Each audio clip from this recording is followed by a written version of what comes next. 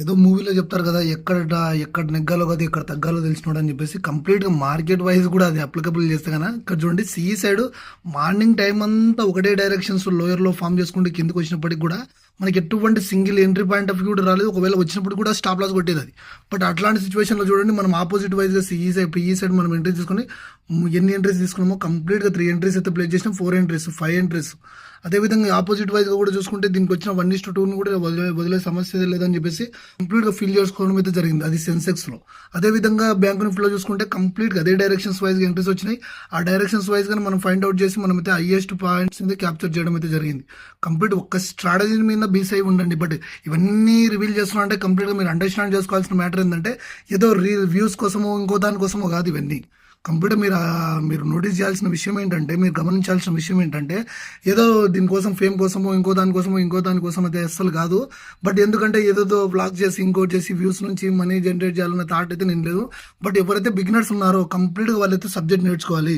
కంప్లీట్గా నేను కూడా బిగినర్ స్టేజ్లో చాలా వరకు లాస్ అయిన వాడిని. కాబట్టి ఆ స్టేజ్ నుంచి మీరు బయటికి రావాలనే ఉద్దేశంతో నేనైతే ఈ వీడియోని అయితే అప్లోడ్ చేస్తున్నాను తప్ప మిగతా కంటెంట్ వైజ్గా అయితే చేయట్లేదు. కంప్లీట్గా మిడ్ క్యాప్లో కూడా చూడండి సింగిల్ ఎంట్రీ మీద కన్సల్టేషన్ అయినప్పటికీ కూడా ఎవరైతే లైవ్లో ఉన్నారో ప్రతి ఒక్కరు కూడా మనం ఏదైతే ఎంట్రీలు తీసుకుంటామో ప్రతి పాయింట్ ఆఫ్ వ్యూ ఖచ్చితంగా మాత్రం ఐడియా ఉంటుంది. బికాస్ ఎందుకంటే ప్రతి ఒక్కరు వ్యూవర్షిప్ కోసమే చూడరు కదా, వ్యూవర్షిప్ కోసమే అప్లోడ్ చేయడం వీడియో.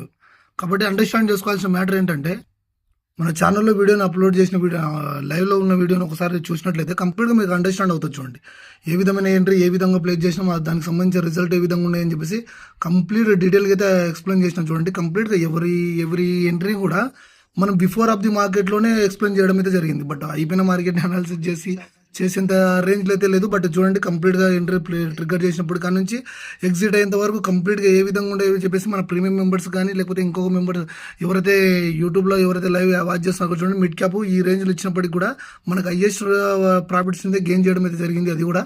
బట్ ప్రతి ఎంట్రీ కూడా మంచి ప్రాఫిట్ అయితే జనరేట్ చేసిన చూడండి లైవ్లోనే. కాబట్టి మీరు అండర్స్టాండ్ చేసుకోవాల్సిన మ్యాటర్ ఏంటంటే స్టాక్ మార్కెట్ అనేది ఇట్స్ నాట్ ఏ గ్యామ్లింగ్. మనం ప్యూర్ సిస్టమేటిక్గా మీరు ప్లాన్ చేస్తే ఖచ్చితంగా మాత్రం ప్రాఫిట్ జనరేట్ చేయడానికి హయ్యర్ స్కోప్ ఉన్నది ఏదైనా బిజినెస్ ఉందంటే అది స్టాక్ మార్కెట్ మాత్రమే. ఇది గ్యాంబ్లింగ్ లాగానో ఇంకో దాంట్లాగానో చూడకుండా కంప్లీట్గా దీన్ని ప్రొఫెషనల్ వైజ్గా చూస్తే దీంట్లో వచ్చిన మనీ ఇంకొక దాంట్లో అయితే రావు. అది మాత్రం స్టిల్ నేనైతే చెప్పడానికి కూడా ఏమనుకోవట్లేదు. Thank you for watching guys, see you all, see you.